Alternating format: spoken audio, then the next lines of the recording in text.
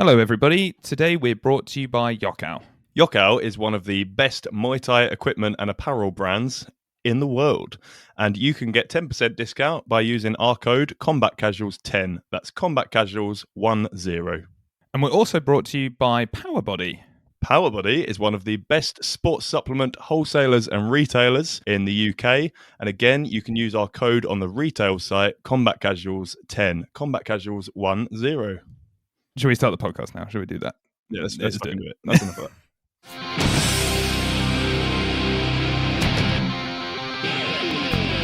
Hello and welcome to the Combat Casuals podcast. If you're a fan of mixed martial arts and all things related, stick around. We'll be talking everything from past and future events to harnessing your inner chi and everything in between. We want to provide you with the opportunity to get involved in the ultimate fighting conversation. We've been friends for too long now, and we always have strange conversations. So we thought, hey, why not make a podcast? I'm Dustin. I'm Ian. And we're the Combat Casuals. You can do it however you like, but just be ready. I'm a bit nervous now on what you're going to throw at me. You should be nervous. So, a bit more serious today, everyone. Yeah. We've decided we're going to... I mean, no one fucking cares what we think, but we're gonna share our opinions on the Joe Rogan Spotify situation and a lot of issues surrounding that. And I guess more of a discussion between the two of us and our thoughts and maybe how we agree, how we disagree, and sounds boring, man. Already. It does, but I think I hate it already. I did say beforehand, didn't I? I did say in the message, I was like, we can talk about it, but it might be a bit more serious. I did say it. Well, let's try and keep it nice. Well, this is hopefully boring. Well, yeah, hopefully you've got stuff that can like. I've got good stuff. Don't worry. Bring the mood up, like. Mate, don't worry about that. Yeah. Okay. Well, I'm assuming everyone knows, but there's a chance that not everyone knows even what's happened. I guess give the briefing of. Yeah, I guess can it's you roughly explain what's happened to the. Well, yeah, I guess the I found it interesting that when I was like when this happened, one of the articles that was on like I think BBC was "Who is Joe Rogan and why is there controversy?" Which I found interesting because like he is probably one of the biggest names in sort of like broadcasting, particularly in America.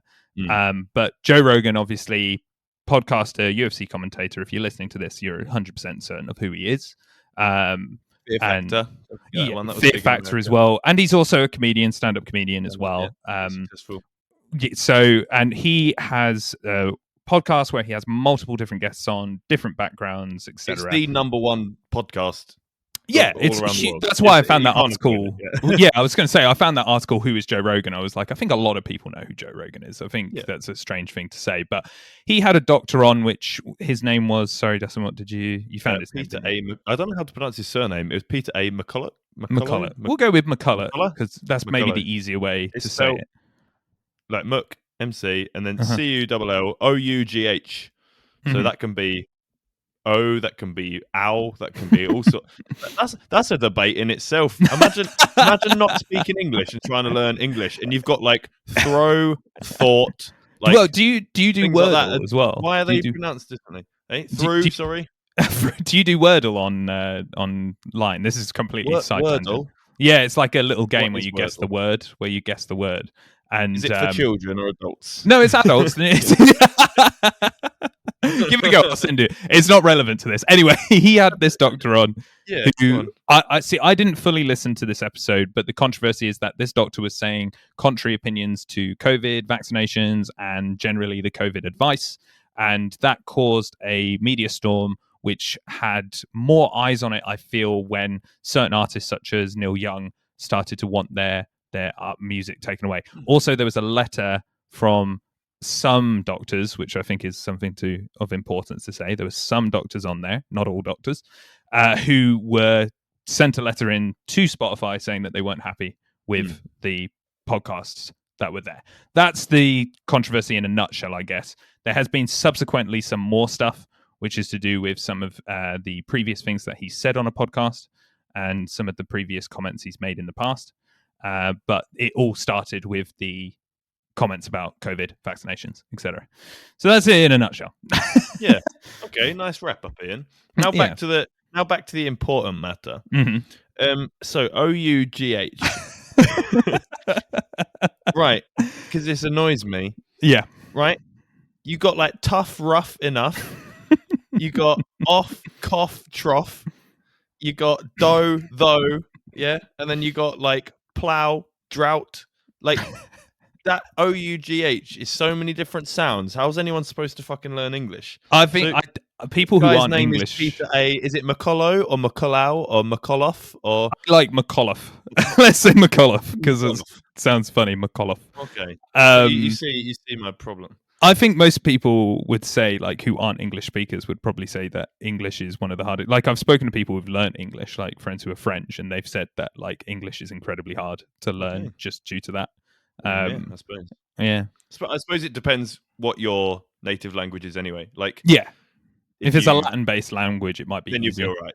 Yeah, exactly. It's like when you learn French, and if you've learned French, you probably can learn Spanish and I'm trying Italian. to learn German at the moment. I've got a 20-day streak on Duolingo. I'm doing good. Nice. Simone loves Duolingo. She's doing Italian. Yeah, she's doing Italian at the moment. She's doing very well. But yeah, it's a good app. It's a good app. I tried to do French on there and I got distracted. Yes, as everyone does. So yeah, these singers who basically either threatened to or did take their music off of Spotify in protest against Joe Rogan. I don't know them. Okay.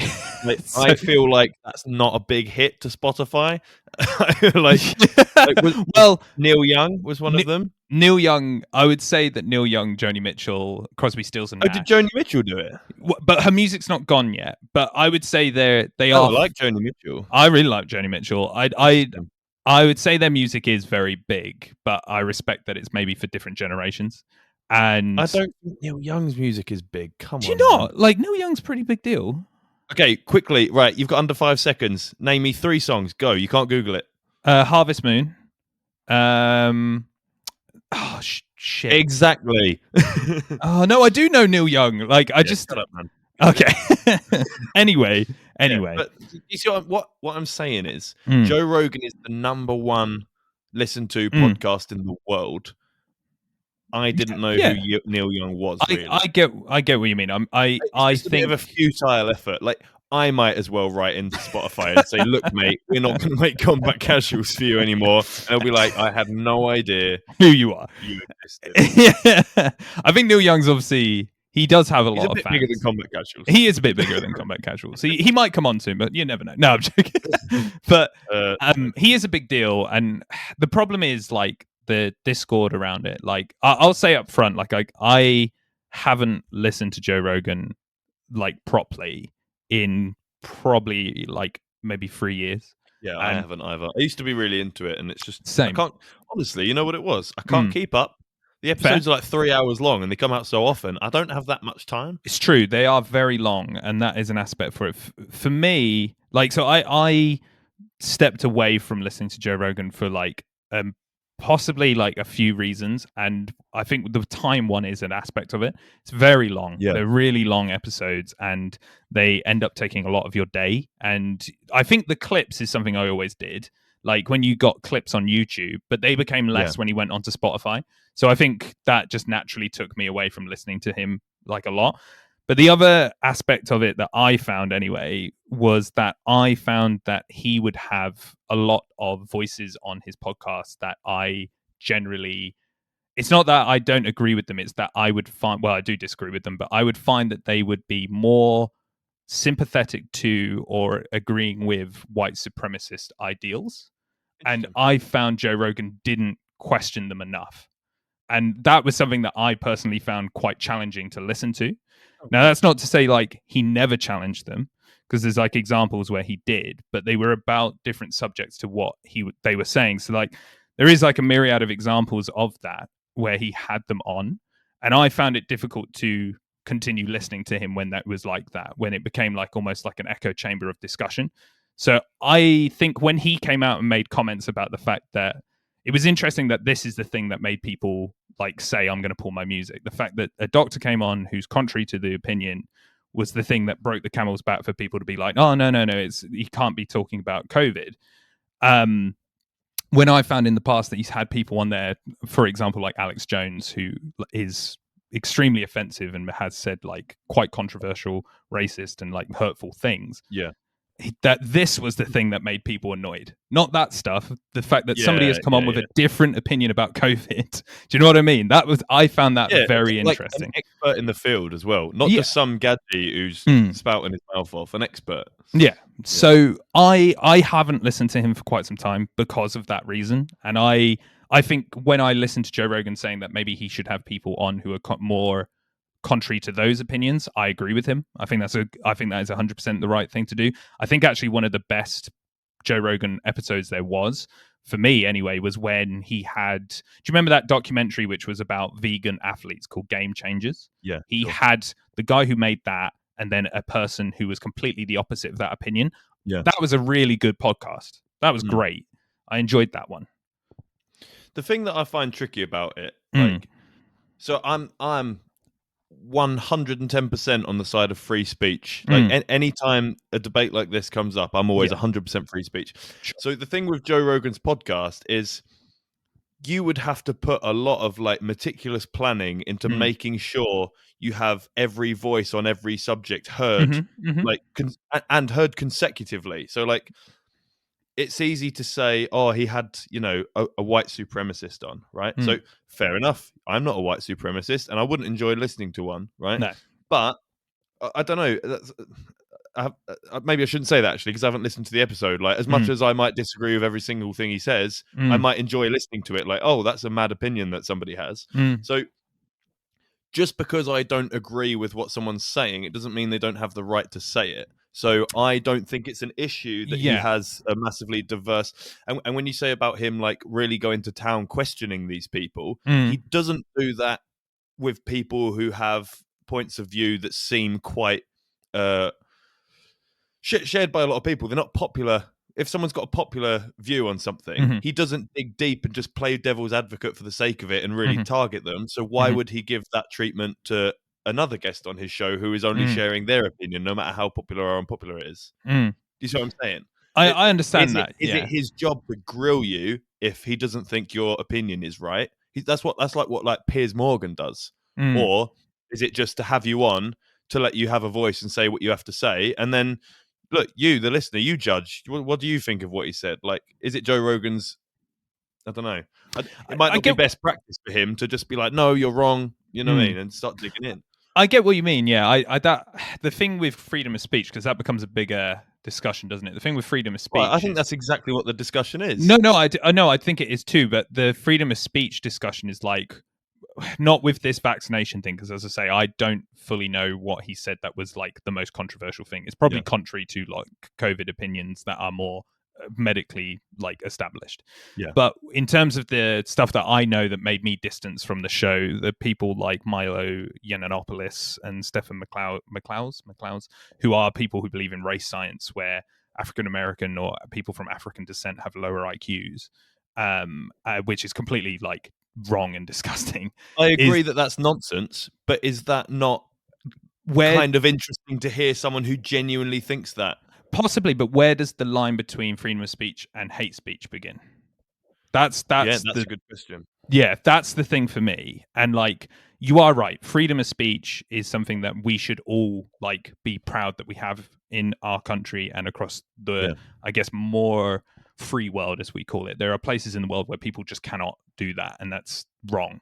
But that also doesn't mean that like people should just be able to, like Alex Jones. He said when Alex Jones is on there, like that really pushed me over the edge, because he's somebody who was like, mass shootings like Sandy Hook didn't happen and it was an acting and it was fake, which is just awful. Like, people lost their children and like that was terrible. Yeah, it's really bad. And I think when you have somebody like Joe Rogan, who I think he is very like unique in terms of like, so comparing him to like somebody who's also really popular and numbers wise, which when you look up his numbers, they're comparable, which is crazy. His show has as many listeners as Oprah's show had watchers at her peak, which is crazy. Like, that's insane, right? Like, that's nuts. Yeah, it's a lot. But it sounds completely feasible. Yeah, totally that's feasible. the way the world's going now. Everyone's listening to podcasts. Joe Rogan's number one. Totally, and he is a he's got a big charismatic guy. responsibility. Yeah, exactly. He's a charismatic guy, and his show's really interesting when I used to listen to it. Like one of the ones that was one that I found interesting was when he had the dad of the leader of Scientology on there. Like that was really Right. interesting. Like you got to see behind the curtain of Scientology. So But even though that's nonsense, that's okay because it's not potentially hurtful. what do you mean? What he? No, as in like I think Scientology is really dangerous. I think that's something that like it's a cult essentially. So why is it okay to have that on there? Well, no, he was talking about because he wasn't a member of Scientology. He was talking Oh, about. he was like, "Oh, my fucking son is an Yeah, idiot." but I also, Oh, shit. yeah, he was actually. I recommend it's that he was saying that. Tried But so hard. 18 years of solid graft, and he comes out with this absolute fucking bullshit. he became like, what the fuck is this shit? No, I'm not proud. Okay, I don't know why I'm here. Right, fantastic. I think when it comes to the stuff like those individuals I mentioned a second ago, and there was another one called Gavin McClans who like created a white supremacist group called Proud Boys in the US. When it comes to those individuals, like I get what you mean. Like Joe Rogan's podcast started, and he said it himself, and I think he's starting to acknowledge that because his podcast has drastically changed to how it started, right? Like, Yeah. But I still think they follow the same format as it used to be, which is, almost like a lounge discussion, which is why it's approachable and why people like it and why it is the most popular. But the issue with that is that the people who are coming onto the podcast are aware of how many people are listening to it, right? And that's not Joe Rogan's fault. It's not his fault that like he's popular. There's a good thing for him. Yeah. But so you just said like, yeah, the format is pretty much the same as when he started. Yes. And it's the most popular podcast in the world. Yes. So should he change anything that he's doing? I think yes, because when he you just negated your own statement. He's the most popular podcast in the world for doing exactly what he's doing. So why should he change? But that doesn't mean change can't happen, right? Like when you have one of the most popular things ever, like the UFC's changed due to popularity. Like things have to change. We want the UFC to change certain rules that it has, even though it's really popular. Things change with time, and I think the trend that he has with people on his podcast who are, as I say, more like there is quite a few examples of him having people on there who are like, I guess, and as you say, having contrary opinion isn't wrong, but people who borderline on hate speech. I think if you have people like that on there, you should maybe do more to confront those people with saying, why do you think that? And sure, but you should have maybe somebody opposite them. Yeah. So this is going to sound really broad, but I'll narrow it. I promise. Yeah, of course. How do you think like the idea of right and wrong comes about? Like, what is right and what is wrong? How's that decided? In what sense? Sorry, that was very broad. Sorry. In any sense, like, so who decides what is right and what is wrong? But we can say as like a society. Society. Yeah, I think we can say as like a large, massive people, like all of the people essentially. Like the collective kind of decides what's right and what's wrong. I would say if we're talking broadly, then yes. Like broadly, we know that like because murder really there is wrong. No such thing as right and wrong, is there? There is no such thing as right and wrong. It's just like a collective ideals that we've kind of established as a human race. A lot of things that we consider wrong are done every day in the animal kingdom by like almost every other species, and we just don't do it because we've evolved to believe that that's wrong. Okay. Yeah. So how? Like it can't be an individual perspective thing, right? You obviously there's going to be a lot of topics which everyone agrees are fine, and there's going to be a lot of topics that everyone agrees are a no-go, right? But there's a massive gray area in the middle, and I don't think any one individual could be left with the responsibility to decide what can and what can't be aired in that grey area without inflicting their own bias. So I do agree with you in theory that Joe Rogan should really, really go after these guys that have these controversial opinions. But Joe Rogan would really be like demonstrating his own bias by deciding who is and who isn't controversial or who has a bad opinion. I get that. I understand what you're saying. He's trying to be literally just a non-biased host who just lets everyone speak their mind. As soon as he starts deciding, nah, this guy, I really need to, tell him he's wrong and challenge his views. Why does Joe Rogan you know, why should he have to decide what's right and what's wrong? Why can't he just let people say their piece and the listener decides? Because the other thing I was going to say was, do you ever listen to any Jordan Peterson? I do some, but I'm not particularly fond of Jordan Peterson. Oh, mad. Okay. Oh well, Okay. that's where we differ because I love Jordan Peterson. Sure. But so he does say an interesting bit, and I'm going to butcher it. I really hope I don't get it too wrong. But he has an opinion on like gender pronouns and things, and his general idea is that the law, it's kind of fair enough to say what people shouldn't say, but the law shouldn't be there to say what people have to say. And he does a good bit on how words in all languages develop over time. And he talks about words as being tools. If it's a good tool, people will adopt it. You don't need to tell them to use it. They'll just start using it. And if it's a bad tool, they won't. He said, so trying to force people to use bad words is a waste of time because people will adopt it or they won't.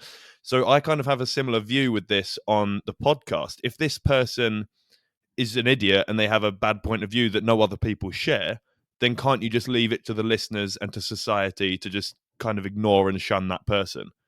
But should you present the opposite opinion when that person's there? Well, so would it be? Is it that's what I'm saying? Is it Joe Rogan's responsibility to be the opposite person, or would it be better to bring somebody on? Well, this is what I'm saying.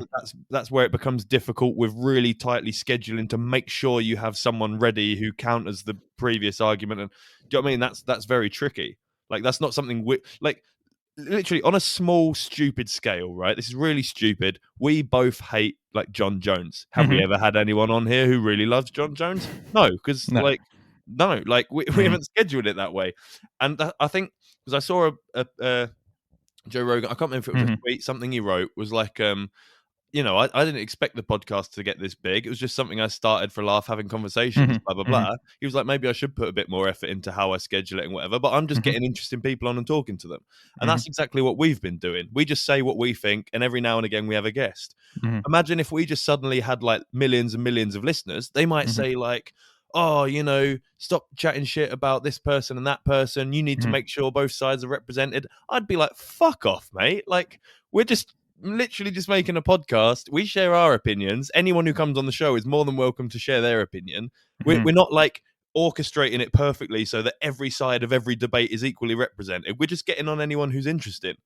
And it's a tricky thing to turn away anyone who has an opinion that you don't support, or I don't know. It's very tricky. I think it's more grey than just a matter of he needs to do more to. It's totally grey. It's totally grey. Even the fact that musicians have pulled their music from the platform because of it. Like we were discussing Neil Young there. There's a greyness because he's obviously gone to Amazon, or his music's still on Amazon, but Amazon itself is like problematic, isn't it? Like it's like Amazon is doing awful things to the environment and for people's jobs, etc. So everything's grey in that area. Like totally. I don't think there's a black and white with particularly the world we live in. I don't think there's a black and white sort of interpretation to things. But I guess with that sort of like discussion over like words having meaning and their lore aspect of it as well, and how that relates to Joe Rogan's podcast, I think it's true that like we give words meaning, but that doesn't mean that we can also just avoid the words of that. And I think when you have words that like are banned per se, there's a responsibility by, I guess, because Peterson himself is probably more liberal, and in terms of he's what's the word I'm looking for? Oh, damn, libertarianism. Okay. And he is more libertarianism in terms of like movement away from government and centralized government and stuff. That's a lot of the reasons I have disagreements with his philosophies, because I'm not a libertarianist. I don't believe in that. But I think, you know, the idea that like people unfortunately, because people are shit, and people have a society has a responsibility, I guess, to police that, to make sure that there isn't hate speech that is just allowed to run rampant, because we as a society, you are right, should shun that. But unfortunately, those people can be some of the loudest in society, and those people get a platform to shout about that. And that platform, unfortunately for Joe Rogan, has become his podcast with some of the examples that have Yeah. been on there. And then they get to say their opinions without filter. And even if 1% of his podcast start to agree with those things that they say, Yeah. that's thousands upon thousands of people who start to think about hate speech as being okay, which then could spread further to cause inflicting harm to others. Now, I'm not saying that Joe Rogan's podcast or Joe Rogan himself, I do not think Joe Rogan at all is a white supremacist. I don't think Joe Rogan is a bigoted person. I don't. Like, I think he's made errors and he's acknowledged that, and we all can do better, I guess. Like, everybody has a social responsibility, and Joe Rogan himself is that, even on his big platform that he has. And Yeah. it's good that he's acknowledged that. I think that's a really good thing he's done, and I hope that that can be a transition for change for him. But we as a society, as you rightly say, we create the morals, we create the rules, and I think unfortunately there are people who say things that we should police, and those things can be extremely hurtful and cause further hurt, which can turn into hate speech and violence. And unfortunately, some of the people that he's had on there are directly responsible for that. And I do think you are right, scheduling is a big factor of that as well, but maybe giving people a platform like that isn't good. And I get what you're saying with free speech, totally understand that. But I think when it comes to the point where it's hate speech, which unfortunately some of the people he's had on there are like that, they shouldn't be allowed to say those things, because So it first, fosters that. Go ahead, sorry. First, I don't need a counter for this because I don't really think there is an answer. Like, how, like, who decides what is and isn't hate speech? Like, how do you decide that something is like an observation and another? Like, you know, when you get like stereotypes from ethnicities or nationalities or whatever, what is hate speech and what is potentially statistically supported or sorry, this is difficult to explain. I'm just saying, as an individual, if you don't know the appropriate information, how can you point out that something is hate speech and something isn't? No, I get what you mean. I understand. That his point of is that his responsibility? The other thing, I wouldn't people. I don't know. I don't want anyone to misconstrue what I'm trying to say here. Right? I agree with all of the moral standpoints that you've taken. I'm completely on side. My only issue is, like, whose job is it? I don't think it's Joe Rogan's job to enforce these things. So I'll just say quickly, when he had Peter A. McCullough on talking about the other side, like the converse viewpoint to COVID, were you angry about, like, this doctor's opinions and the fact that he had that platform? Well, as I said before, I guess I didn't listen to it, so I would say no, but I didn't listen to it. Well, just as a general rule of thumb, there was a doctor who disagreed with the way that COVID was being handled and you know, how quickly the vaccines came out. And is that okay for him to come on and share his opinion? Or I would say, well, I guess this loops back to what I was saying earlier on, when I found it interesting that this is the thing that pissed people off. Because it didn't. Does it bother you personally? It didn't bother me. No, it didn't bother me. Nor right. Yeah. Nor right. Yeah. So the thing that's tricky is because that's the side of the fence that I'm on with COVID. Like, I quite aggressively feel that it's all nonsense. I really like. I may very well be wrong, right? That's absolutely fine. But the way I see it is that it's mostly nonsense. COVID is essentially a cold. I feel like that was semi-proven when they just decided briefly after the Christmas party got found out about. COVID's gone, actually. Don't worry about masks anymore. You know, go back to work. That's fine. You can stop isolating sometime at the end of March. Nonsense, right? There's no way, if it was still dangerous, they would just scrap everything. I mean, like, I know that they kind of scrapped all of the rules to cover up the Christmas party. I get that, or that's how it seems to me. Yeah, it does seem like that. Yeah, it does definitely seem like that. It definitely seems like that. But that doesn't negate the fact that COVID can't be that dangerous if they're willing to just scrap it all to cover that Christmas party. If it was really that dangerous and killing lots of people, why would they just be like, no more masks, no more this, no more that? That's fine. Don't worry about it. Get back to your life. So I think that's nonsense. So that's the side of the fence I sit on. So I obviously have zero problem with this doctor coming on and explaining his point of view.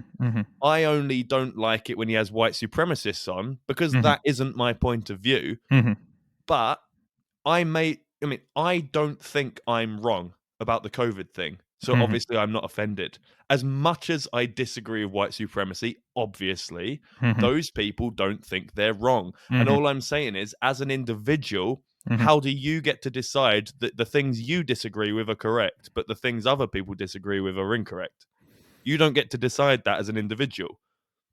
But do you see what I'm saying? I do see what you're saying, but I guess with COVID, which is, again, there's a lot of layers to COVID. I was going to start quoting Shrek then, like onions, COVID's but no, there's a lot of layers to COVID that makes it complex, and that's why I think also, because I don't really, as I mentioned before, I don't listen to Joe Rogan anymore. I don't go to his podcast really anymore, so I wasn't really that bothered they had somebody on there.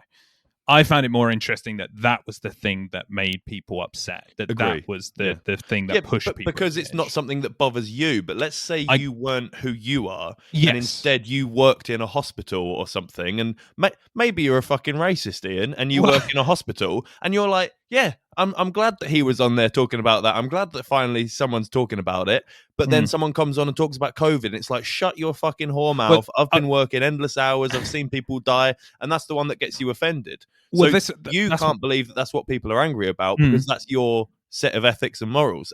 And it's very much in line with mine. I'm angry at what you're angry at, and vice versa. But I try to appreciate the fact that I don't get to decide what other people get to be angry about. But all I do say is, you can't cancel one and expect other people not to cancel the other. If I say, Joni Mitchell, Neil Young, whatever, fair enough, mate, let's cancel that episode because it's a load of horse shit. Oh, no, but, we can't cancel this other geezer. Well, yeah. You can't do one and not the other just because one supports your moral standpoint and the other doesn't. And I think that's why the freedom of speech is also not the freedom of not being criticized. And you can have, say, the COVID doctor that was on and saying his things.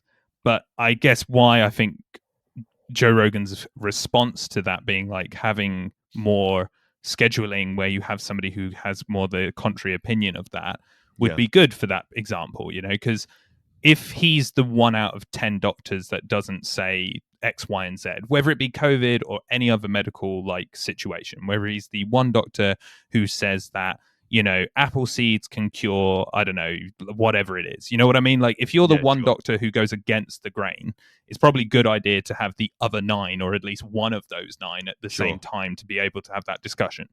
Is that other discussion, is that, like, from a business point of view for Joe Rogan, does anyone want to fucking listen to that? Like, we have one doctor on here who says, exercise for an hour in a day and eat plenty of fruit. No one wants to fucking hear that, but we all want to listen to the wacko who says drink your own piss. But that's we all want to hear that. You know what I mean? True or not? I get what you mean, but I think that's why when I was saying that, there is a social responsibility about the not necessarily and I get what you're saying, who decides. I completely get what you're saying, but I guess there are aspects of when you have the freedom of speech, you aren't free to not be criticized, right? So people criticizing Joe Rogan, or people criticizing Jordan Peterson, or people criticizing, I don't know, Bernie Sanders, who's somebody who I like, or Jeremy Corbyn, or anybody else who's like across the spectrums. When you put yourself in a social platform and have a speech to say, people have the right to criticize that on any level. 100%, but they don't have the right to try to cancel you.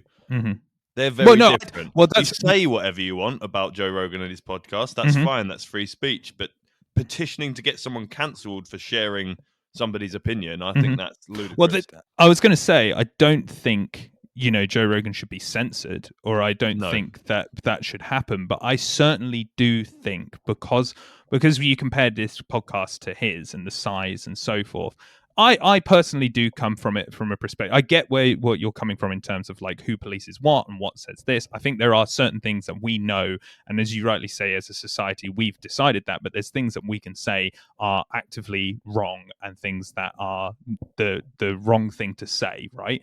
But when you have people like that, like the example I gave before with like Milo Yiannopoulos or Stephen Crowder, who are both really racist and appalling. They're terrible things they say. Yeah. I think it is a moral and social responsibility to, if it's not Joe Rogan, but at least maybe have somebody to contradict that opinion. Yeah. To point Because it out. Yeah. because otherwise, because of the amount of people who listen to it, he is on a platform that allows these people to have a voice to just shout it out. And statistically speaking, the majority of people who do listen to Joe Rogan's podcast are men. Like that's like stats wise, just the standard that it is. And I think a lot of people will identify with what they're saying because of the societies we're living in at the moment. I think a lot of people are living. It's a difficult time. Dangerous. Like, yeah, it's a difficult time, and I think that's the thing I find most concerning. The thing with the COVID stuff, I find it difficult to be able to say because I didn't listen to the podcast, but I can certainly say that I don't think I hold the exact same opinion as yourself. Like I think it's developed into being less serious due to the variations that we've had. But I think at a stage it was serious, and it was something that was taking people's lives, no matter how old they were. It was affecting that. And I had it as well, and it was really fucking rough. So I it wasn't great, but I Don't certainly get me wrong. I'm not saying it's nothing. That's nonsense. No, of course. I'm saying it's of course. No more serious than another flu. I don't know why it was treated with such severity to the degree that it was when we've had a lot of things go around. Yeah, I guess it's that. I mean, that's we're going from Joe Rogan to COVID, but it has an aspect. But but I mean, that's still relevant. Yeah, no, it's relevant. I was saying it's relevant. Got him in trouble. Yeah, it's relevant. I was about to say it's relevant to it. I guess my perspective of it, why there was such a reaction to it, is that we didn't know the variations of what this could become because of it being a new virus. And in the past, when that's happened, it's died out quite quickly, or it's not strong enough to keep spreading, whereas because of the way in which it was able to spread, and we have seen different variations, I guess that's the concern when it comes to it. But that's a different discussion, I guess. And also I get your perspective as well, because I certainly am more on the side of it is less now than it was. So go ahead, man. Another thing to put in, sorry, just because it's also current, and I think it relates quite well to the freedom of speech debate that we're having. Sure. Have you seen the issues with Jimmy Carr's latest special? It is interesting you mentioned that. Material. Yeah. So, because obviously the main point of controversy with that is his Holocaust jokes, right? Yes. Yeah. So, obviously that's a massive issue. And again, I think it's really difficult to kind of say what can and what can't be targeted for humor. I say, let comedians make jokes. If it's not funny and it's offensive and people don't like it, they won't buy his DVDs, they won't watch him on Netflix, and he won't tell those jokes again. He'll learn his lesson. However, if people find it funny, especially because humor's a difficult one, some people deal with grief and everything with humor. That's some people's coping mechanism. So sometimes talking about, some people can get depressed with just the state of the world, how bad everything is, and the fact there's a lot of nasty people and bad things happen to good people. Some people want to deal with that, but just by laughing about it. And I don't think anyone has the right to tell someone that's not okay. If they find it funny and that's the way they want to view the world with a bit of humor, I think that's okay. I don't know if that's a viewpoint you share. I don't. Unfortunately, I don't think it's cute. Comedy is difficult because there is the aspect of the punching up and punching down of comedy. Sure. And I don't think that's a science. I don't think there's a mathematical theorem. Yeah. But I do think what Jimmy Carr said is really offensive and really bad. And I think the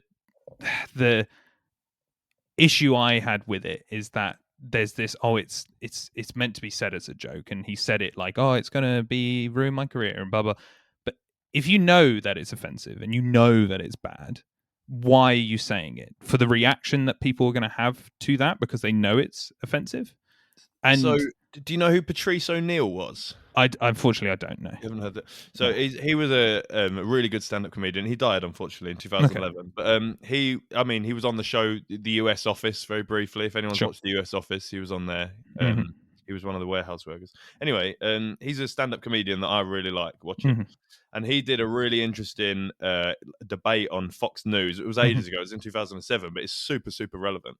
Mm. And it was at the time some radio presenters were getting like we're basically talking about firing these presenters and fining them or whatever for making inappropriate jokes on air.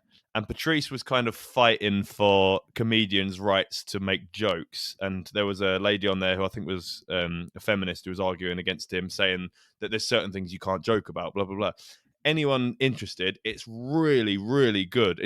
And it's very funny. Like, he's really funny. And even though it's a very serious debate and it's good, it is very funny. If you just search Patrice O'Neill, Fox News, it will come up straight away. Anyway, he kind of argues that all jokes come from the same place with the same intent, and that's just to make you laugh. And he said, there's plenty of jokes that come out that aren't funny and are very offensive, but the aim of it was to make you laugh. And once you've said it, you'll very quickly know if it was offensive or if it was funny or not, because people won't laugh. If they don't laugh, you don't tell it again. But he said it's really important to give people the right to try to find funny things. All humor is satire, right? All humor, to whatever extent, is to the expense of something, whether it's just an object or another person, someone you don't know, a place, anything. All humor is satire. So at what point do you draw a line and say, this is the full extent to which you can take the mick out of something? Well, a lot of people like dark humor. Look at Always Sunny in Philadelphia. It's very non-direct. They don't have any direct characters featured on there, like famous people, really. But they have a lot of very dark humor. Yeah, totally. But and it's a very popular show. Maybe the difference between, like, It's Always Sunny, another example of that, which I think has examples of poorly written episodes, is South Park. They have different episodes that I think are poorly written and badly handled. But again, very, very popular show. But yeah, totally. But with, like, say, Jimmy Carr's joke, I haven't heard it, by the way. I'm not a massive Jimmy Carr fan. Yeah, I don't like Jimmy Carr either. I'm not supporting the joke.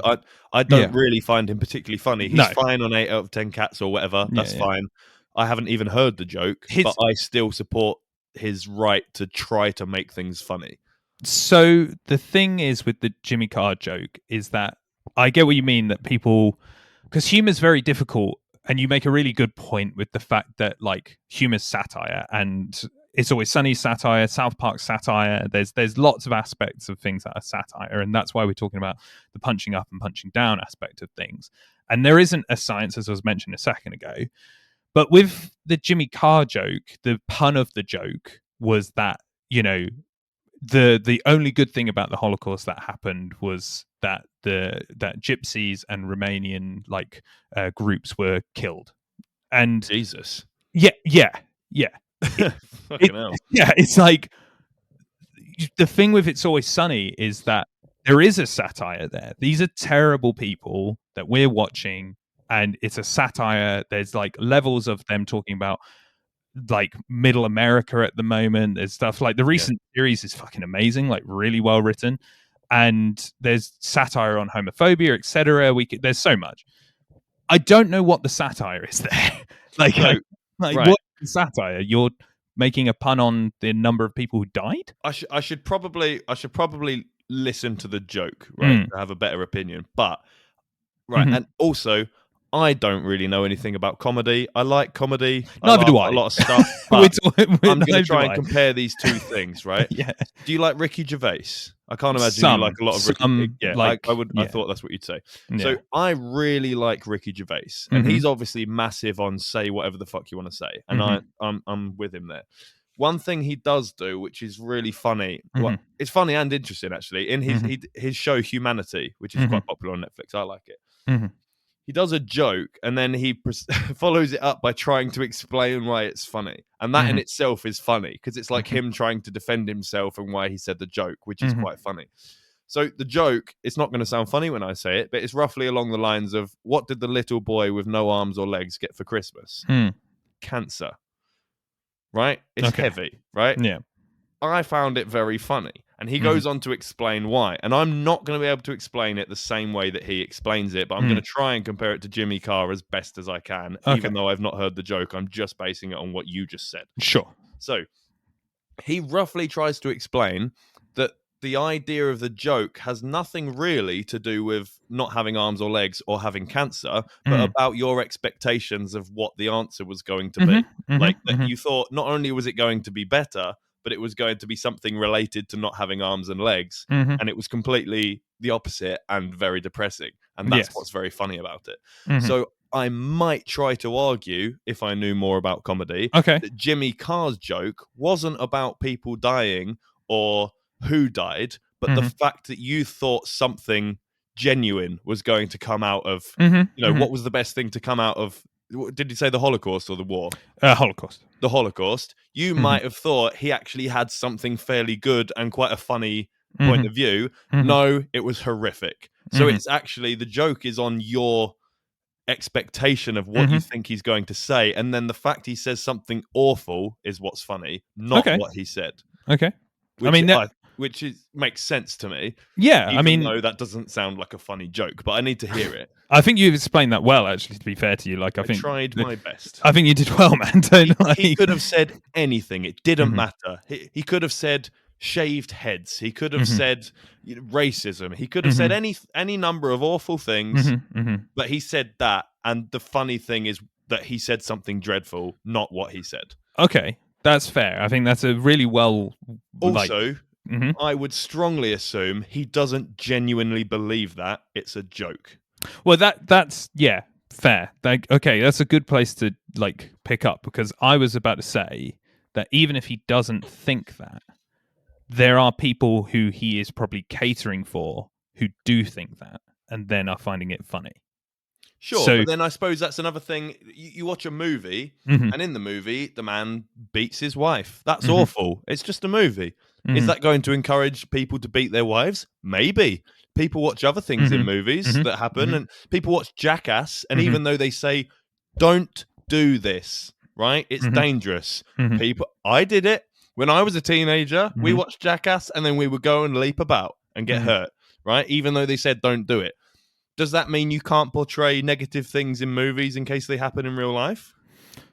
Well, no, but I think that it is when for me, I guess it comes to the fact that these things come to a point where we have been in you would be fair to agree that the response that Jimmy Carr's had because of that joke, which you can go listen to it, but it is exactly how I've said it, Yeah. is that he can say that, but that doesn't mean he's free from the criticism of saying it.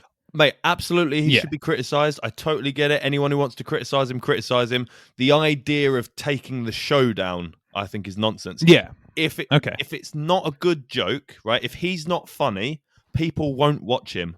Mm-hmm. And it won't do well, and it will get taken off of Netflix because it's not funny, not because people have campaigned to get it taken down. That's the way I see it. If something's not good, we'll all fucking know about it, mate. It's not good. You'll try watching it. You'll be like, "Fuck me, this is shit," or "It's very offensive," or "I don't like this." Right? But this is the other thing that's tricky. So again, mate, I don't want to sound like a bad person. I fight for the idea of being able to say things, right? Whether they're right or wrong. And I fight for the fact that I know I don't get to decide what's right and what's wrong. So if someone says something that, let's say, just you personally, you perceive it to be an awful thing, like Jimmy Carr, that he said, he thinks that you think it's awful. But a fucking lot of people think it's very funny, right? We're going back to who gets to decide what's right and wrong. Society, a large number of people, right? So if a massive mass of people decide that's very funny and fine to say, why do a few people get to say no and campaign to get it taken down? Clearly it is okay to say because a lot of people think it's okay to say. And that is what's right and wrong, right? Is what everyone agrees. So if he has a lot of support, then surely it's fine. I don't know. I don't know if I agree with that. Yeah, it's tricky because we don't know the numbers. You'd have to ask everyone, and if more than 50% of everyone in the world says it's funny and it's fine, then it stays up. But it's very tricky. Yeah, and unfortunately, I think like there's a myriad of like socio and economic factors that affect people's perspectives without them even realizing. Of course. And in times of like depression, which we've obviously been through, and there's economic crisis, etc. more extreme, I guess, right wing or left wing opinions develop. And that's why in history we've seen things like Nazis and fascism, Yeah. Soviets and communism developing. And I think we're seeing that in our society now, that you have things like Brexit that have happened, and you've seen like a development of um, xenophobic and racist sentiment becoming more openly rearing its head, Mm-hmm. because it's a part of the this is like a big discussion of like the fact that I think media and like capitalism, I guess, has an effect on people's psyche that they may not realize. Yeah. And that, we see it across the spectrum as well. So like socially woke ads is something that's like a really interesting sub Yeah. study, that like advertising appeals to like, the social justice like fights, like LGBTQ rights, Mm-hmm. and the fact that racism has continued like through society, and ads are now approaching that. They're only doing that because it makes money, not because Of they course. actually Yeah. think that. And you Virtue see the signaling.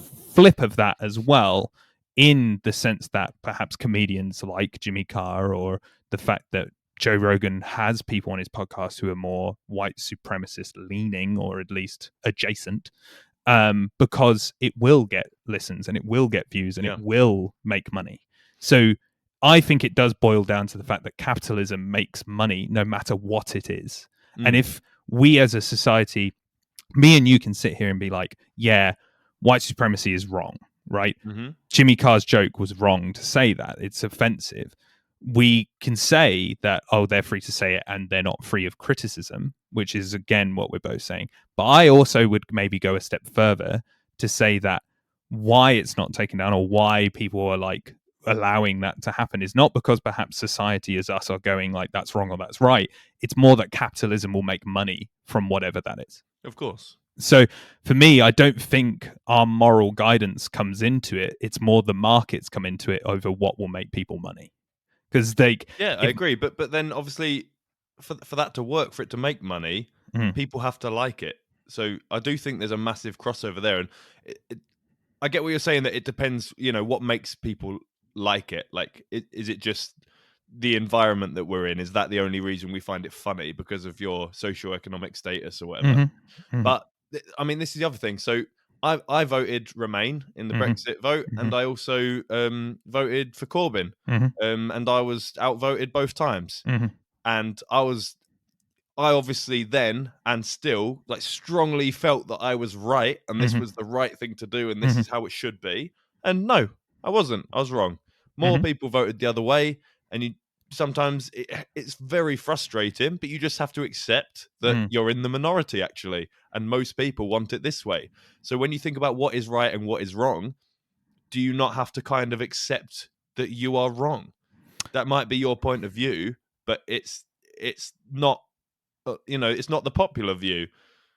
But I guess then, what was the socially not accepted view at one stage has become the norm, right?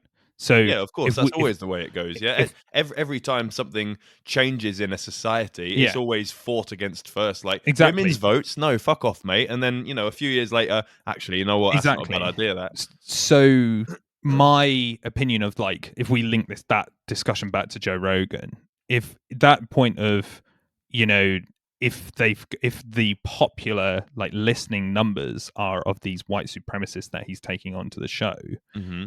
I'm not going to go, well, it's okay because numbers. I'm going to stand by my perspective that being like that is wrong. They shouldn't have a platform to say this stuff. And if they do, they Yeah, should be criticized and at least have somebody contrary to them to prove them wrong. but they are Because, criticized, right? Like you criticized them. yeah, You yeah, you yeah. literally But, just vocalized your but, criticisms for them, as would plenty of people on Twitter and all kinds of social media when they hear it. I can't believe Joe Rogan had this guy on. What a fucking Fruit Loop. What a dickhead. but Brilliant. I He's been criticized. he has been criticized, but then that also goes back to what we are saying, that perhaps he needs to change his show, changing the format of it to have Oh, more of not a. not Joe Rogan. I mean, like Hmm? you're saying. So this is what I'm saying. I think that free speech is fundamental, and everyone has the right to say their opinion, no matter how balmy it is, and it should be dealt with by society, which it is. Social media has a lot of flaws, but it's brilliant in the way that everyone gets to share their point of view. Joe Rogan, as massive as it is, brings out a new episode, and everyone in the world, anyone who listens to Joe Rogan's podcast, is more than welcome to go online, write a blog, write a tweet, message Joe Rogan directly, message the fucking guy that he had as a guest, anyone, and complain or say anything they want. So, which definitely happens every time. I mean, people say, I can't believe so-and-so just said this. You see it on TV every day. Piers Morgan will have someone on and he'll shout at them or they'll shout at him. And then loads of people are tweeting about it and sharing it on YouTube and doing little vlogs saying, oh, what a prick this guy is. Is that not suitable? Is that not enough to just have these people like horrifically criticized? Are they not reflected both ways?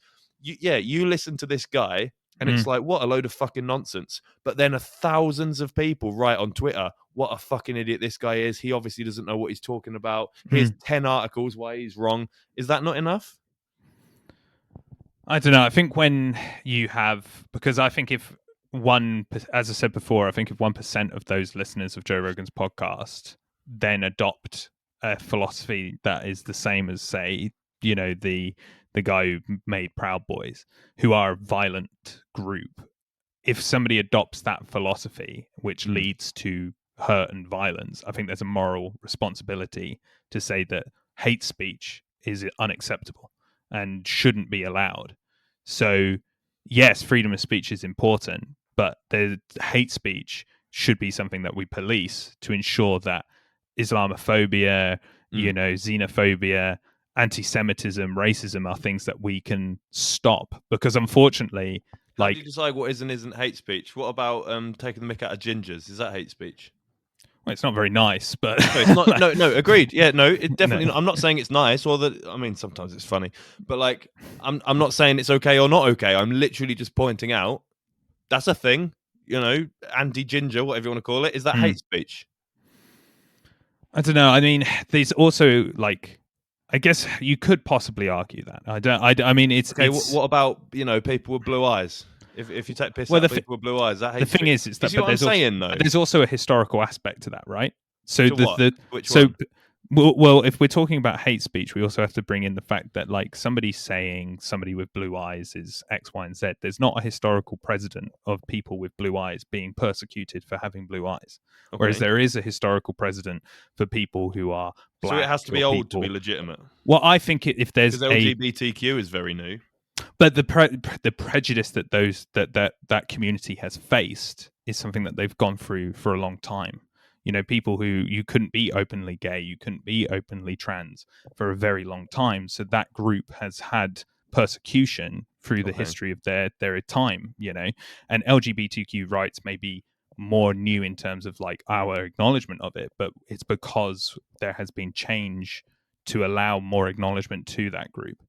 So yeah, hate speech. I think hate speech comes down to the fact that it comes to where it comes from is important, and where it's directed is important. And there is a history of persecution towards groups who are from Islamic backgrounds, Jewish backgrounds, LGBTQ backgrounds. And I think that's the crux of it. That's where you get hate speech from, in my opinion, anyway. That's where the tricky thing with it, and the tricky thing with policing it is the very issue of defining it. That makes it so difficult. Who gets to decide what is and isn't hate speech? I mean, also, okay, so whether you agree with whether the joke was okay or not, is it hate speech to just make a joke? Is that hate speech? Well, I think if we're using Jimmy Carr's example of that, I think that could be, yeah. I think it could be. What about Ricky Gervais's example? Is that hate speech to cancer sufferers? Do you see what I'm saying? And there's a lot of grey area between those things. Who gets to decide? Things are not black and white, as I said before. Things are not black and white. Which is what makes it so difficult to police. To police something, it has to be black or white. Is he dead? Did you do it? You know what I mean? There's very little I don't know. I mean, area between being assaulted and not being assaulted. But then, well, I don't know. Like, even if in law there is grey areas, isn't there? Like, it's not black and white. Everything has grey, and I think I understand your perspective in terms of like, how do we police that? But that doesn't just if it's hard to police it. I'm not sure it shouldn't be policed. If it's difficult, you are to right police, there, definitely. Yeah, it doesn't mean we should be like, oh, let's not police it then. Like so. It may be hard to define what hate speech is, but I think broadly, and again, we spoke about things being very broad, and like it's difficult when you make things broad to give specific examples of that. But I think broadly, when there's intent behind what people are saying, and there's a history of persecution. So with Jimmy Carr's example, and comparing it to Ricky Gervais, actually comparing the two, the because the person who's the amputee who's got cancer, because I think Ricky Gervais didn't say and he was in the Holocaust or he was a slave in like African American slave who went to America or anything, that can be defined as like some persecution that people have gone through. Just those are two examples, but we can go through quite a few. Because it was just it's an amputee, they have cancer, people might not find that funny and people might find that funny, but because Jimmy Carr narrowed it to an event that is like built upon the racial genocide of a peoples, and then when it was okay well done because for using peoples. Sorry, well done for using peoples. Thank you, thanks. Remember that from the last episode. Because it was that, and then he narrowed it down to the persecution and the death of the Jewish people is not acceptable, but it's okay that gypsies were murdered. I think because of the history of persecution that those peoples have suffered, that it can be defined as hate speech. That's what but it's a broad thing I'm saying there. I'm not saying like, oh yeah, this is the science to it and this is how it should definitely be. But me and you can sit here now and say that racism can be defined because of the persecution behind it. Like the terms that we can say to each other, right, that's not a good term, because of the history of those terms. Yeah, it's well and good people, if we go back to Jordan Peterson's point of like we only give words meaning, it's true, but that doesn't mean the words don't have meaning. Like we can't just go we give them meaning so we then lose the meaning because we say we give them meaning. They still have meaning and historical perspectives upon them, and language is evolving, and words that may have not been offensive in the past because of the society that they found themselves in are offensive now because society's changed, and thus they have a place to be removed because of that, if you see what I mean. Because of the way hate speech is. But that's very broad. That is very broad, and I'm not saying this is right either. And I'm also not saying that this definition of hate speech is right. Totally not. It's just I guess that's the way I would look at it. Tell you what, should we Google hate speech and then I have and see what the definition is? That's actually not a bad idea. Let's see if we can hate speech deaf. That's not a bad idea, actually. Abusive or threatening speech or writing that expresses prejudice against a particular group, especially on the basis of race, religion, or sexual orientation. So abuse or threatening. Interesting. So just one more go ahead. thing I have that I'd like to say. We're friends. We've been friends for quite a long time, haven't we? Do you think I'm an okay person? Yeah, I do, yeah. Do you think in terms of, being a member of society, am I a dangerous person? Do you think I'm a threat to anyone? Not at the moment, no. not yet. Not yet. If we listen to a few more of these shit jokes. Yeah. Okay, so the fact that we're friends and you think I'm an okay person and not a threat to anyone, what's your kind of view that we obviously disagree on a lot of this? I think, it's okay to make jokes because it's just to try to make people laugh and that people should be able to say what they want. That doesn't affect me. And obviously I kind of tried to make the point that it can't really be down to an individual to decide what's right and what's wrong and who can speak and who can't speak because of everyone's own individual bias. Do you have anything to say on the fact that, we obviously get along and we're friends and we don't agree, but obviously if we had it your way, I wouldn't be able to enjoy the things I enjoy? What do you mean by my way of like? But I don't. You haven't said anything that I Because think is hate speech. no. I haven't said anything that's hate speech. No. But I do enjoy Ricky Gervais, and I like a bit of dark humor. And I do find I haven't heard the Jimmy Carr joke funny. I can't comment on that. Mm-hmm. There's a chance I might find it funny because I like the Ricky Gervais joke that to me sounds kind of similar. I also agree with Joe Rogan having on whoever he wants, and I don't really feel like it's his responsibility to bash them because he'd be using his own bias to do so. So we obviously get on really well. Do you kind of think there's any kind of bias from you at all? The fact that we're friends, and if we had it your way that Joe Rogan has to be careful who he's got on and he has to bash this, and there's certain things you can't joke about, that would affect me because it would take away a lot of the things I enjoy and find funny. Do you think, though, that me and you're right, yeah, we've known each other for a long time. And how long? When did we meet in second year? Perhaps, yeah, I think so. So maybe was that 7 like years. 2013 or 14? Yeah, something along those lines. Sweet. Yeah. Oh, wow. Anyway, sorry. I think that like people's perspectives can change, and I think having a discussion about these things is good. And I think that I'm happy to discuss things more. I think there's people I know who I'm friends with who are conservatives, and I'm not conservatives, and I fundamentally do not agree with the conservatives. But that doesn't mean that now we've got to get a conservative on Ian. No. A fucking Tory on here now. Or I've got to play devil's advocate. Come on, Ian. You know, the thing is, though, that I think, how do I phrase? We are sat here, I guess, in a position of privilege that we can talk about this on a podcast, right? Of course, we are in a privileged position to talk about it. And also we're coming from a perspective of it, I guess, from our genders, our sexuality, our race, our experiences. And there's things that I guess that other people experience that we haven't, and vice versa. And we are only the product of our experiences. Of course. And how do I phrase it? Even though I disagree, and I do think your opinion is wrong in places, I would continue to discuss and debate over it to try and maybe for you to see my perspective, and that could change your opinion, and vice versa. I'm not saying that I am also inherently right because my opinion is right. I have an opinion, and therefore I am right is not my way of thinking. No, when I approach any information, I try and look at it I read multiple news sources because I don't trust a lot of media sources. So I try and read it from a lot of news sources. Yeah. So I can get a complete totality of the picture. So I get what you're saying in terms of like my perspective, or the way I would want to have the situation policed would be to have.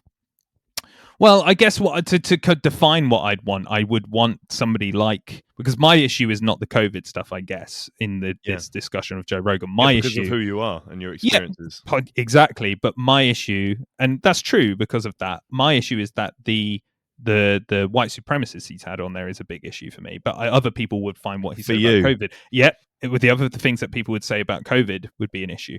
I think if you have a platform like Joe Rogan does, you should have a unbiased perspective, which he does, and thus you should have more voices contrary to what's there. Do we have a platform like Joe Rogan does? Not with the amount of listeners. I don't know what our demographic is. How many listeners would we have to have before we change and stop airing our own points of view and make sure every side is equally represented?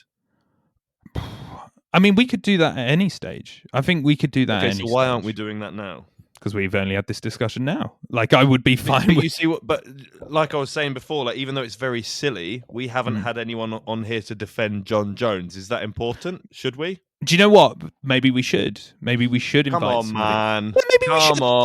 On. Maybe we should, because if you bring that into a bigger discussion, but it's not an issue if we don't. No, but the discussions of John Jones being a bad person and the discussions of white supremacy are two different volumes of like importance, right? John Jones of course, but they're comparable. I would say they're not closely comparable. I would say they're comparable in the same way that we are nothing like the Joe Rogan Experience. But what I'm saying is, at what point do you draw a line and say, oh, okay, this is a topic where you need both. You have to have both sides, otherwise you're a bad person. Like, I wouldn't say a bad person. I would okay, say but you get what I'm saying, right? yeah. At what point do you say, okay, so it's okay to?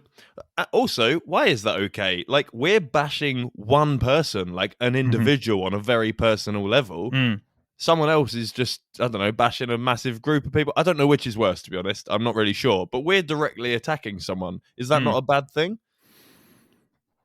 What if we spoke about like all fighters? All fighters are this, all fighters are that. Does that need But I guess policing? that loops back to what I was saying in terms of like defining, because I find that Exactly, and who gets to define it? well, I Not think us. but no, but the social ramifications and the social responsibility that we have, we know as a society racism and white supremacy is wrong, and we know as a society that, you know, saying that, like the people he's had on there, saying that like due to your ethnicity you have a lower IQ is a part of Nonsense. it's nonsense, and it's a part of some of the rhetoric that the Nazis believed, and it's complete bollocks, and we know that that's wrong. Knocking a fighter for things, whoever it is, because I think it is not of a, like, what we've said never comes down to anything to do with race or his upbringing or anything along those lines. It's due to the actions that somebody's perpetrated. The difference there, I think, is because of the magnitude of what they're discussing. I know they're comparable on a black and white level, but in actually placing them in the significance of our social discussions, John Jones beating his wife and saying that like black people are inherently lower IQ because of their ethnicity are completely different magnitudes of discussion. And I think saying the latter is hate speech and should then be policed, whereas saying the former is an observation upon somebody's choice. Yeah, I totally agree, but it's only because I picked two things at the end of the spectrum. I was just trying to show you that there was a spectrum. Oh yeah, there is a spectrum. And at but what point on that spectrum do you draw a line and say, I think okay, but this is probably somewhere in between. I would say somewhere. Oh right, sorry, it's really random. But have you seen? It was a meme I saw. There was a banner over the road, and it had loads of animals on it. And it was basically talking about which animals would you eat and which wouldn't you, and it was like, oh yeah, I've seen that. It's all murder or whatever. Like, where do you draw the line? Yeah, and someone had edited it and just put it back there. Like to me, like vegan, non-vegan, whoever you are, come on, man, that's funny. Like that is funny. But I guess that's comparable. I am saying there is a line somewhere in between us talking about John Jones's choices, like rabbit and horse, I think. probably. Although if we go somewhere else, horse is more culturally acceptable. So I've eaten horse. Another debate in I've itself, eaten horse. In fact, man. we've probably eaten horse. You've probably eaten horse. Unbeknownst. Oh, maybe unbeknownst. I haven't. Yeah, probably. Another debate in itself, but like some people are obviously. I have a dog. He's right here next to me, and I love him. I love him more than anything. I'm obsessed. I wouldn't eat dog. No. But it would be extremely hypocritical of me to slam anyone from another culture for eating dog, because I eat cow and pig and chicken and, do you know what I mean? Oh yeah, so I mean totally. How's that different? It's not. I think that's I think when we're talking about the cultural differences between people, I think like there's a difference between, I guess, talking about cultural differences and also talking about, like, if we're talking about where does that line be? That wasn't a great sentence, but where the line is for that, I think that is also difficult. But we can say, like, again, you know, looking at in the Middle East, there's a lot of persecution towards women. There's a lot of persecution towards LGBTQ communities there. I think, yes, although that is historically, well, actually, not necessarily historically has been always like that, because Iran, before the Islamic groups took over there, was a very liberal country where women were allowed to work and wear what they wanted. So I'm not sure if there's something. I think you can criticize something that we, again, and as you have said, and this is again where the gray area is, who defines what's right. But I think when people are persecuted and receive pain, I think generally we can say that's not a good thing, right? So we can be like, yes, culturally in the Middle East, the persecution of women, LGBTQ individuals, etc., is something that occurs.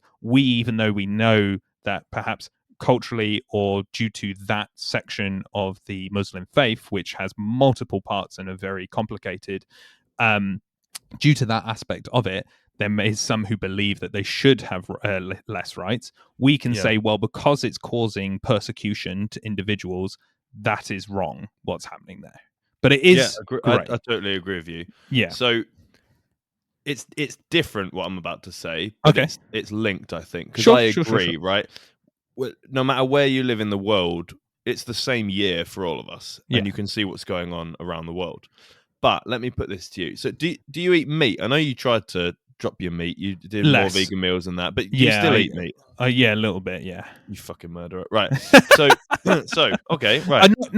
But it's fine on the chart we've discussed. It's fine. Yeah, as long as you draw the line in the right place. Yeah. Right. So again, I'm not saying this like I think something is okay and something isn't. It's just something to point out that I find very interesting. Okay. So when the Black Lives Matter riots were massive, loads of statues got pulled down. Sure. Right?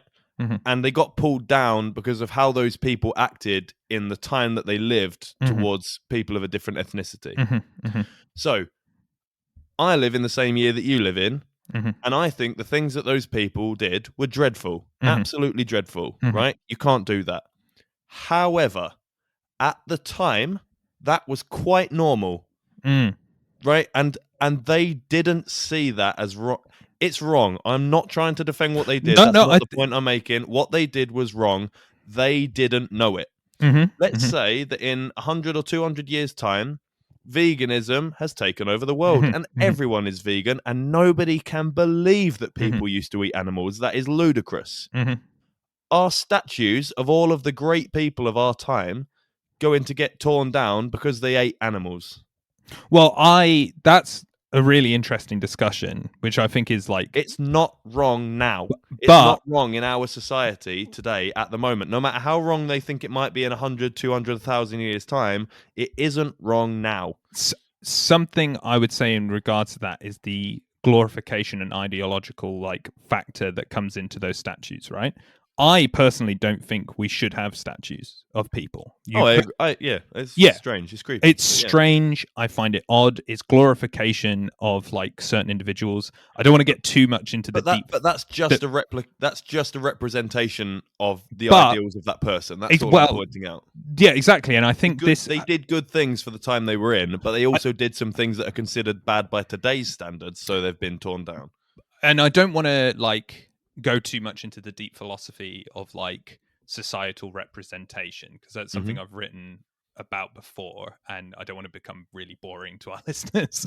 But there's philosophers who talked about, like Michel Foucault and Derrida, who are two French philosophers, have talked about like what we as society replicate by creating images of people, and the simulacra, as they call it, become. So in a very nutshell definition, because obviously that's the simulacra is a term that people be like, what is that? What are you talking about? Yeah, agreed. I don't know what that means. What they're trying to say is that when you have a statue or a photo or an image that has become like, say, defined by society to mean something for somebody, that has taken on a value of its own. And a really good example of that, shall we say, like because recently there's been controversy over during the Black Lives Matter with, say, Churchill's statue, okay? Because that's a good example. I don't like Winston Churchill because of who he is, but that statue has almost taken on its own definition of what it is. And it has value of aspects of Winston Churchill's life, but not all of his life, not the totality. But they are two individual things. So he, as a person, exists. The image that we have of him exists. Yeah, but they're separate. Exactly. Yeah, and what we should probably do as a society is try to define those things together, rather than going to look at these people and be like, oh, Winston Churchill, he fought the Nazis, what a lad. He fought the Nazis, but also was very racist, had bigoted opinions. And perhaps we shouldn't look at these individuals from the past to define our present, but rather look at them to go, right, we can learn where we can be different. Do you get what I mean? It's yeah, of course. Yeah, I tried to make it like, because my essay I did on it was like quite wordy. The grade I got it on it, they said it was a good Trying idea. to get that word count. It was. And in conclusion, more or less, at the end of the day, when all said and done, the lecturer was like, "Good essay, but very wordy." Very wordy. I tried to like boil it down or distill it down to its fundamentals of like, the two things exist like separate to each other, but maybe we should try and understand them together. And I think having statues of people is inherently like wrong. I think it's really weird to do it. Like, why? It is bizarre. Yeah. I've always found it so odd that we have statues. I wouldn't want one of me. No, like it's really weird. I'll be just like, mate, it's very rare I see a photo of myself that I like. Same. If there was a statue, I'd be like, oh shit. Yeah, I know, right? I look like, fuck's sake. And that's going to be there until the vegans take over the world and they tear it down. I completely agree, man. Like, I find it really odd that we look to we should look to the past for lessons to define our future and ourselves now. Like, it's a comedian sometimes my dad really likes, but he's a historian. It weirdly is. Do you know the pub landlord Al Murray? Yeah, he's actually a historian and like has done history programs. It's really weird. Yeah, when you see him actually talk, he's actually like, I think he's Oxford educated historian. Okay. Like, yeah, and he was like saying that we as a society, and I think he was quoting another philosopher or historian, that society is doomed to repeat the mistakes of the past if it doesn't heed its lessons.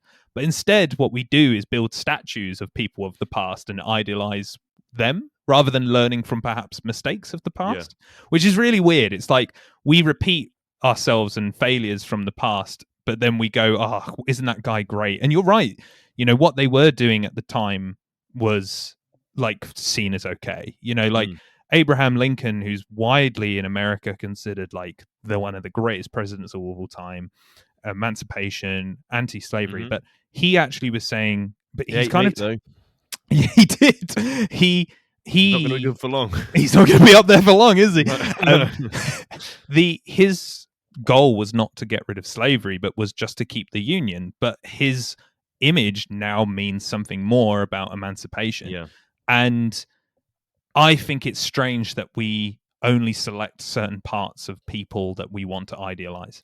Yeah, and the statue implies that the person is more important than what they did or what they stood for, which is completely backwards. If anything, you shouldn't have a statue. You should have a monument symbolizing the thing that they accomplished. Yes. Yeah, I agree. I completely agree. Like, an amazing monument is in the south of the UK for the Battle of Britain. There's just a monument of a pilot who was sat on the cliffs of Dover, and it's got all of the names of people who served in the RAF. Is the pilot a geezer? Is it some person, or is it just a generic? Just a generic person. I was about to say, because we don't know this geezer, Ian. He may have been. He could have been. It's just a generic guy. Racist. Which I think, I'm like, that's nice. It's simple. It's just a generic person, and whatever happened, all of those individuals served. And I think to have just a statue of Churchill is to like go, this guy's amazing. But probably he wasn't there. No, and what's better to define it is like, I'm just looking at that now. By the way, he's like sat like cross. Yes, it's nice, isn't it? But he's like got his arms around his. Also, when you look at it from above, it's a 3 propellers, and he's in the middle. Oh man, yeah, which is, I think, is a really nice memorial. But I find statues weird, and I find the like another guy is like Che Guevara, who like he's now gone even further. That I think his image now Che Guevara belt. Well, yeah, his image now, that's you've actually added to what my point was going to be. Exactly. He's gone further than even having meaning anymore. His image is something you can buy on a belt and have on a bag. People don't know who he is. They just recognize his face. They recognize it. And his face now is a commodity rather than having any meaning, which is bizarre. Like that, to me, that's just such an interesting study of how our society works in terms of iconography. But that's this whole different discussion and sub thing that I found interesting for a very long time. Yeah, we could go on for ages about that. Oh yeah, we have gone on for ages. I mean, it's been an interesting. If anyone's still with us, yeah. I hope you are, because I have enjoyed this conversation. If I'm honest, man, like if I'm really honest, it's something I was a bit nervous to talk about because it is something that people like are not nervous because I thought you would be like. You think I was just going to go, fuck you, Ian? No, you're wrong. No, but fucking like snowflake. Fucking cancel culture, little fucking. Not because of you, but because of how people react to what you say. And yeah. I was like, man, that's part of the problem, though, man. If you but see, this is again part of my point. If you have something to say, say it. Like you're free to say what you're saying, and I'm free to say what I'm saying. And I think that's so important. I think it's more perhaps something to do with me. I find confrontation like weirdly, even though I do like jujitsu and stuff like that and work in a job with antisocial students and so forth. I'm exactly the same. I don't like confrontation. I don't like confrontation. I get nervous by it. I actually thought, even though we, as you rightly say, we've known each other for a long time, we disagree. That's okay. We're now not going to be like, fuck you, Dustin, you piece of shit. Like, no, but it makes me nervous to be like, I'm going to have a conversation with somebody where they have a different opinion to me. And then it's going to make me a bit like, you know, are they going to get angry with me for having a different perspective? I know you weren't, but that's more to do with me and perhaps the way I deal with confrontation. I don't like dealing with like... Okay, fair enough. We're different there because I love debating. I love it, mate. I will often just play devil's advocate and say things I don't even believe. Is this way at the end of the episode you go, actually, I agreed with everything, Ian. I just wanted to fucking argue. No, I think you're a fucking snowflake. No, I don't. That's ridiculous. Obviously, that's a joke. No, I agree. At the expense of snowflakes. Which are beautiful and should be respected. Yeah, okay. Yeah. Fucking hell. All right. Well, no. But yeah, I hope people have stayed. I think it's been an interesting discussion and like, oh fuck, man. You know what that's time for, Ian? You know what that's time for? It's 4th of July minute. Okay, in which we talk about the 4th of July, stuff we like about it. I don't know very much about it at all. I just meant the day. It's usually a warm, breezy day. Oh, okay, not like the holiday. No. Like just the 4th of July. Just the actual physical day. Okay, well, it's 8 days before Lily's birthday, so I'm hoping I have all the presents. I was about to ask, do you think you'd be planned by then with the presents? Oh yeah, oh mate, yeah. I do that stuff way in advance. Yeah. I do too. This year I did with Simone. I was like, I'm one of them. Like when I got homework at school, I was like, well, I'll just do it now. Like, why would I? Why would I think about it for weeks when I can just do it? This is going to be super depressing, but I was at primary school and high school because I wasn't very liked. I used to just go do my homework at lunch because I was like, I had no idea. Depressing. Yeah, I know. Oh. It's okay. I'm okay about it. That wasn't convincing. No. No, it's all good. No, I'm genuinely all right about it. Well, good. On that note, should we wrap it up? Yeah, I think. Not that I don't want to talk about that. I just feel like we've had a debate podcast. We can't have a therapy podcast now. Like that's like we can't go into a therapy session. We'll do that next time. Yeah. So, Ian, how did that make you feel? I don't really know, man. Oh, we didn't do my idea. This would have been the perfect episode. Do you remember my idea that I said, like the devil's advocate idea, where you have to say one opinion throughout the show that you just absolutely do not believe? Oh, is that what you were saying at the beginning? The idea you had? No, it's not. Oh, okay. The idea I had was just to do the sound effects thing again. Well, I'm glad you did. It was too good. Mate, next time, we got to say an opinion each that we just absolutely don't believe. Okay. And you got to see if you can catch the other person saying something they definitely This would have been a really hard episode to do that. It would have. It would have been a dangerous episode to do it on. It would have been such a bad... Imagine in this discussion. I wish you'd tell more Holocaust jokes, to be honest. Fucking hell. We would be like... Jesus Christ. Oh, man. Man, yeah. Mate, I need a wee so bad. Well, I guess we should thank everybody for staying with us for a different format one that we've been in. Stay. Well, if somebody did, you are one listener who... Niall, watch out for that kid on the road. Watch out, Niall. You miss it. Good luck. 10 points. Nice. Well, to our one listener, thank you for staying with us. And we'll end on a nice joke about running over children in your car. Right. Thanks, everybody. And yeah, see you next time, I guess. Goodbye.